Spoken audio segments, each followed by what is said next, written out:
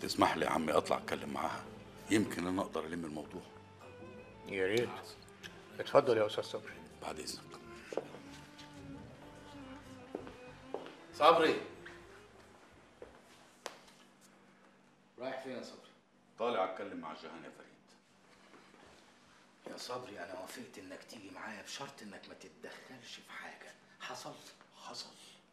ما هو انا مش ممكن اقعد ساكت واشوف اللي بيحصل ده. فريد، سيبه يحاول، يمكن يحل المشكله. ولا انت متصور ان انا ابقى فرحان جدا عشان بنت بتطلق وعندها اولاد كمان؟ معلش يا عمي، انا كان ممكن اوافق على اي حاجه لو ما كانتش هي اللي طلبت بنفسها، انما ما دام هي اللي طلبت الطلاق بنفسها فانا ما قداميش غير اني انفذ لها اللي هي طلبته، تمام زي ما كنت بعمل معاها طول حياتي. طب اقول لك على حاجه وتصدقني يا فريد، انا حاسس ان جيهان ندمانه على اللي كانت هتعمله. معلش يا عاصم، مش هصدقك المره دي يا عاصم. جيهان اختك صعب قوي تتغير 180 درجه بين يوم وليله. طبعا على العموم ما دام المساله وصلت بالشكل ده يبقى على الله نقدر نخليها تتم من سكات. قدامها يا عمي بعد اذنك. انت امرك غريب يا فريد. ده شرطي الوحيد. بعد اذنك يا عمي. ايوه بس انت وعدتني ان المساله دي هتتم بهدوء. وانا عند وعدي. وانا يا عمي عمري قبل كده اديتك كلمه واخليت بيها؟ اطلع انده لاختك يا عاصم. حاضر. ممكن افهم انت ناوي على ايه يا فريد؟ كل خير يا صبري، كل خير. اتفضلوا اشربوا القهوه بتاعكم. اتفضل يا استاذ فريد. اتفضل يا فريد.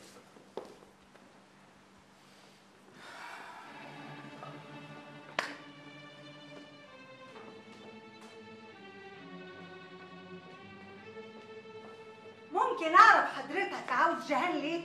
البنت لسه والده بقالها كام يوم وتعبانه، ما تطلق يا اخي وتخلصنا. خلاص يا مدام، اطلعي اندهلي. انت ايه يا اخي؟ الجواز غصب عننا والطلاق برضه غصب عننا. لا يا هانم، حضرتك غلطانه. مفيش حاجه غصب عن حد يا مدام. ولو تفتكري حضرتك انا لما جيت البيت ده كنت جاي فاتح قلبي ودراعاتي، ولما خدت جيهان على بيتها شلتها على كفوف الراحه وحطيتها في عينيا من جوه. ودلوقتي انا جاي عشان انفذ طلبها اهي. يعني انا مش جاي اعمل حاجه غصب عن حد.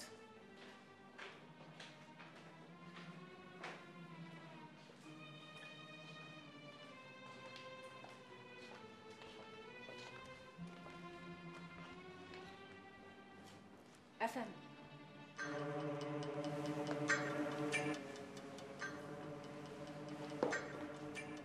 الحمد لله على السلامه يا مدام. الله يسلمك يا فريد. ممكن تقولها بقى وتخلصني؟ أنا عارف إنك مستعجلة، بس في الأول أحب أقول لك كلمة صغيرة قدام أبوكي بالذات. أنت هتندمي يا جيهان، هتندمي. وبناتي أنا هاخدهم في حضني، وهيبقى كل أملي إني أربيهم أحسن تربية وأطلعهم أحسن بنات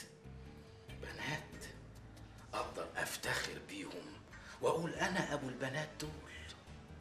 فريد أرجوك، أنا تعبانة جدا، يعني مش ناقصة خطأ.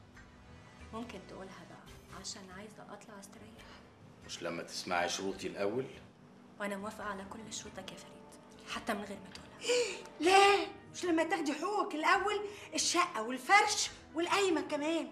لا يا ماما، أنا مش عايزة منه ولا حاجة. بس أنا يا مدام عامل حسابي إن كل حقوقك توصلك. أنا يا هانم قدرت تمن الشقة والفرش اللي فيها وكل صغيرة وكبيرة، والظرف ده فيه شيك بالمبلغ اللي أنا قدرته. بس مش هو ده شرطي. احنا موافقين على أي حاجة تانية. البنات هيفضلوا معايا، موافقة. وميريت الصغيرة هتروح معايا دلوقتي. انت اتجننت يا فريد؟ بنت ايه اللي تروح معاه؟ البنت لسه ما كملتش كام يوم، استنى لما تشد حيلها. ده شرطي يا صبري، ده شرطي. بعد اذنك. قلت ايه؟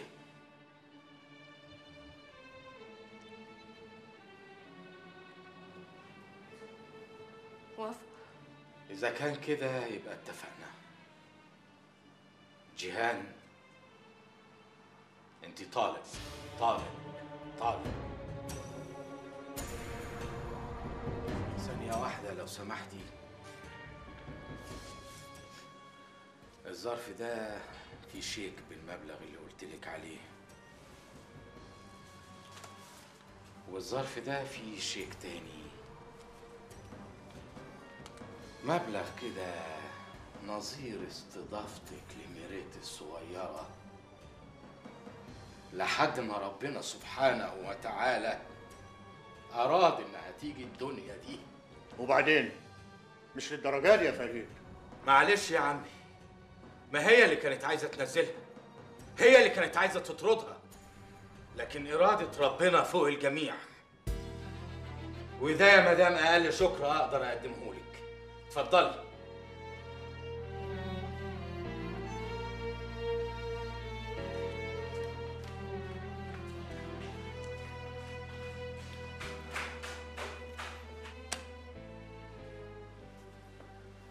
أنا آسف يا عمي.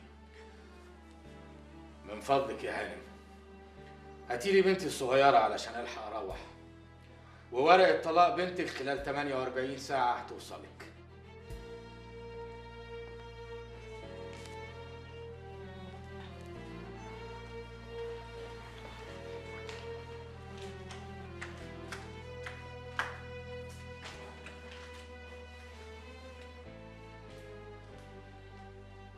بنتك يا أستاذ فريد.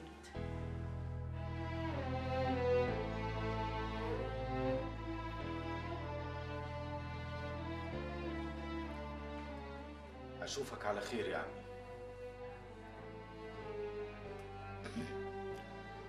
اكيد مش هتحرمنا ان احنا نشوف البنات. يلا يا صبري.